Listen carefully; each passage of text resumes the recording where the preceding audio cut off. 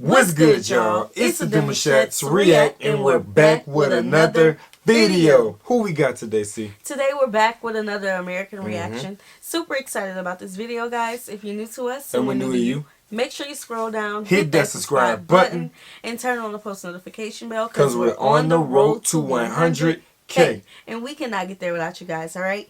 Join the family. Without further ado, let's get into the video. Let's get it. Italian-speaking Arabs that just finished nearly half a century of rule under a guy that refused to fly for more than 8 hours, hated elevators, tried to crown himself king of Africa, and had a weird obsession with Condoleezza Rice. Yeah, and that's just the tagline. Oh. Who's complaining? It's time to learn geography. Hey everybody, I'm your host Barbs. We are back in the Maghreb, North Africa. Okay, so I know, there's more to Libya than all that Gaddafi stuff. It's actually a country loaded with millennia of history and culture that extends beyond what modern news portrays. First off, let's pinpoint where Libya is, shall we?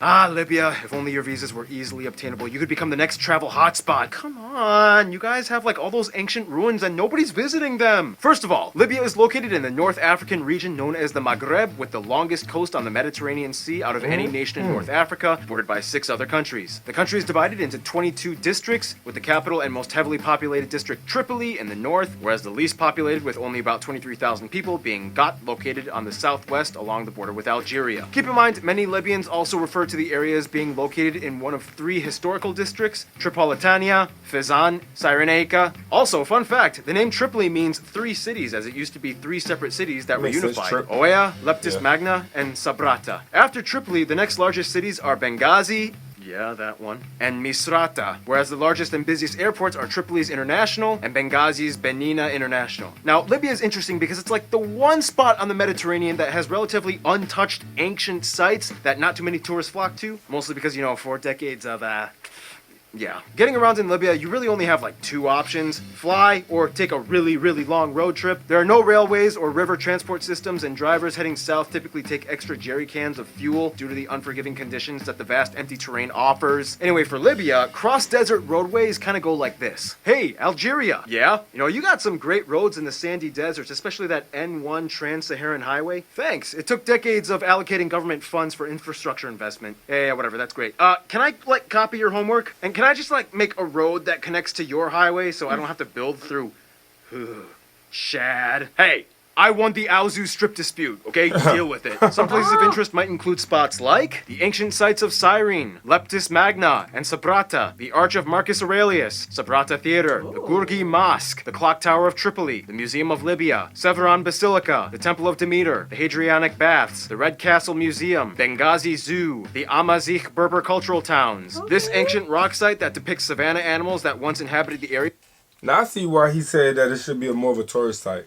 Look at that. That's different. It's giving me Egypt, Israel, It's definitely looking untouched. Like, real talk.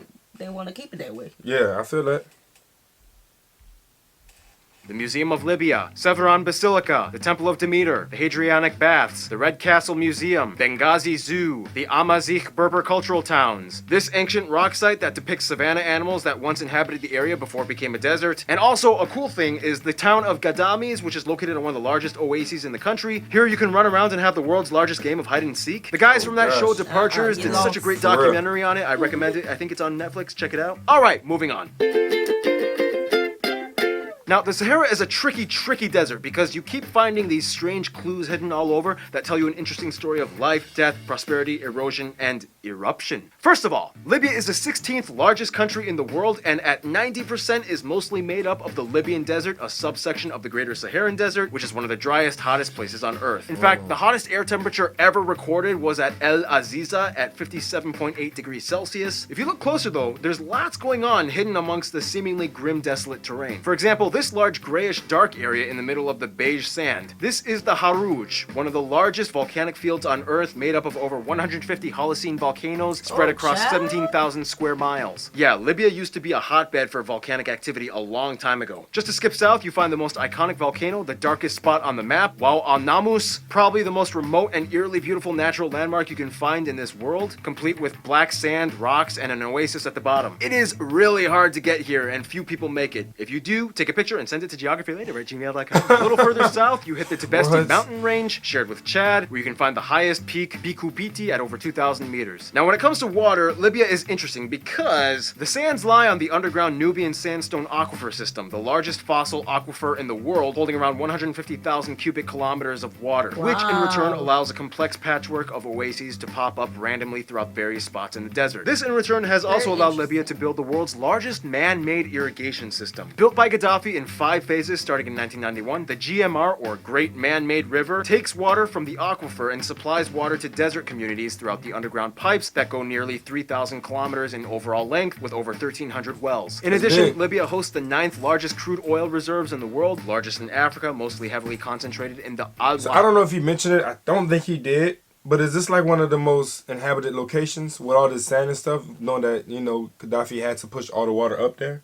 Because when you hear that, you know, it's like just the desert. No one lives in this area. Everyone lives where it's more, you know, like tropical and a little more closer to the coast type of energy. But with them, I feel like, well, I didn't feel like he did. He pushed all the water up there for them so they can have that, you know, availability. That's dope. Well, it spread it out, so that's good. Well, he did spread it out. Yeah, so he spread it all out. Hot district in the east. This alone makes up 97% of exports, mostly headed to Europe, and over half the nation's GDP. Oh yeah, the national animal is the Arabian eagle. Oh, and back in ancient times, there was this contraceptive plant related to silphium grown in Cyrene, and it was used to extinction because, you know, back then, well, let's just say, ancient or modern, some things never change with the Greeks. Oh yeah, we gotta talk about food. Okay, I asked some of you guys, the Libyan geography peeps, what I should mention, and here are some of the dishes you suggested. Couscous, bazin, asida, fatat, ospan, and macarona ambaja. Yeah, you heard me right. Macarona, or macaroni. Lots of Italian influence here, okay? Let's cover that in.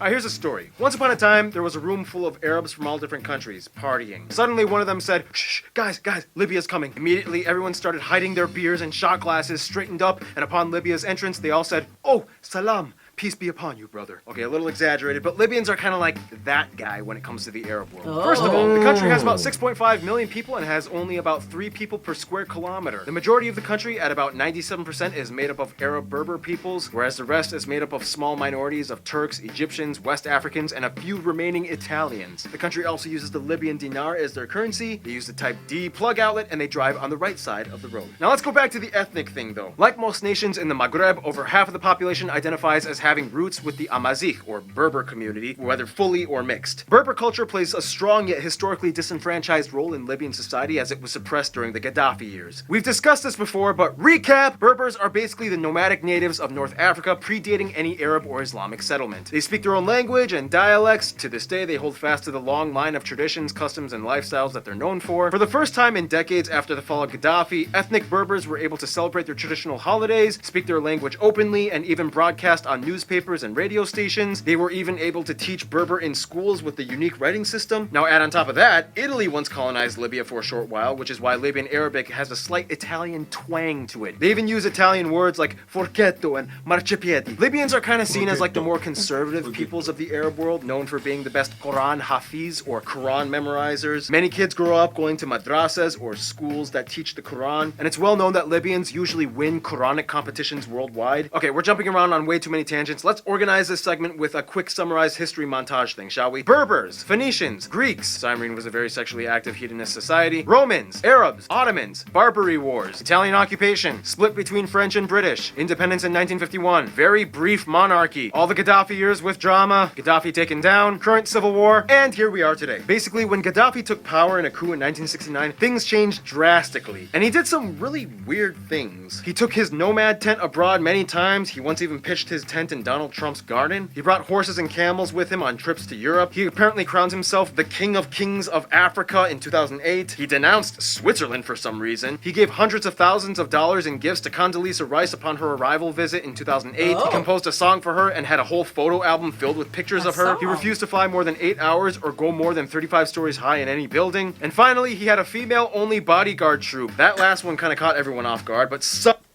Caught off guard for what? Women rule the world. Yeah. I'm just playing. We rule the earth, though. I mean, without us, nah, we know. there'll be nobody. Yeah, y'all is A1 legit. Nah, Gaddafi, I don't really know too much history about him. I heard his name very, very frequently back in the day. But I also heard that he have done some things that kind of like that was just unspoken in a way that a lot of people never had a chance to do. Yeah. You know what I'm saying? Bombastic side. Bombastic side. I know you did not do that. I hope we can talk a little bit more about it. But again, he had a woman army bodyguard. I like that. That's liberating. Yeah, I mean, it's not the first time in African history. It's not, but So you know what I'm saying. I appreciate that. I mean, that speaks volumes. Some claim, apparently what I was told, that it may have to do with the fact that Gaddafi had pissed off some Islamic extremist groups whom believed that they would be sent immediately to hell if they were killed by a woman. So, strategy. But under his regime, some good things did kind of happen. In addition to the man-made river project, Medicare and electricity was free. Newlywed couples were given a $50,000 bonus by the government to start new lives. A portion of the oil wealth was stipend to the citizens. Literacy rates soared as education became free. Nonetheless, overall, it was a 4-decade long. Yeah, and that's what I was gonna go with. I forgot to mention that. I wanted to, but I couldn't remember it. But that's what I heard he did. You know what I'm saying? So That was some good things. right. And I think he also did something with college too. Like if you was going off to college, you would pay for that and all that. Like I like it. First of all, they got a stipend from the oil, babe. From the oil. if you got married, he will pay you for it. You know what I'm saying? Like To start your new life. to start a new life. So I mean, that's some good parts, but I mean, again, we was not there, so we don't know the yeah. extent So we're just of gonna everything. highlight the good parts. Let's talk about the good part. Okay. Authoritarian dictatorship saturated with human rights violations after human rights violations until the Arab He Spring said that Revolution. right? 'Cause I don't think I A heard portion of the oil wealth was stipend to the citizens. Literacy rates soared as education became free. Nonetheless, overall, it was a 4-decade-long authoritarian dictatorship saturated with human rights violations after human rights violations until the Arab Spring Revolutions happened and he fled and then he was killed in crossfire. After Gaddafi, though, unfortunately, transitional leadership became a source of contention and another civil war broke out in 2014. Today, the dispute is mostly head by 3 opposing parties: the Tobruk-led House of Representatives Party in the east, which has the support of the National Army and has control of most of the oil fields. Then there's the General National Congress in the west, based in the capital Tripoli. And finally, you have the smaller Government of National Accord, or GNA. This is where the center of diplomacy begins when it comes to Libya's international outreach, which brings us to... The U.S. Now that Libya is kind of in an internal conflict, it really depends on which side it... No. I don't know No, about the I don't country as think- a I whole, don't think it was the US. but him, Condoleezza Rice. Yeah, I he haven't heard did. of that. But at the same time, I haven't no, heard I of think that, there's though. something else going on with that story that we. Okay, That we're gonna have to figure that one out. Yeah, that's a different one. I wish we could get in detail with it because it's interesting, you know. Yeah. And I kind of know a little bit, but Our people gonna fill us in the comment section. Okay? facts. And we're gonna do a quick Google after this. Anyway. Just a fact check. the For civil real. war you support if you're going to befriend Libya. It's incredibly complex and hard to explain, but to the best of my ability, this is what you guys, the Libyan geography peeps, have told me. Egypt is a close friend and shares a deep-rooted history and culture with Libya, but today Okay. they seem to favor the Eastern Tobruk-led government, as does Russia and Saudi Arabia. However, despite efforts, the party doesn't seem to always get on board with many of their ideas. Turkey and Qatar have expressed support for the GNC, which is a source of controversy, as some Islamic militant groups have also pledged support to the party, which has allowed certain groups like ISIS access to the nation in the past. The UN and EU both show support for the GNA, the party that has the greatest amount of international support, but not much domestic. Nonetheless, if you kind of take all the politics outside of the equation, Tunisia and Algeria would probably be the best friends. Libyans love to go to Tunisia for tourism and medical treatment, and Algeria is like the big French-speaking brother that has always helped Libya in the times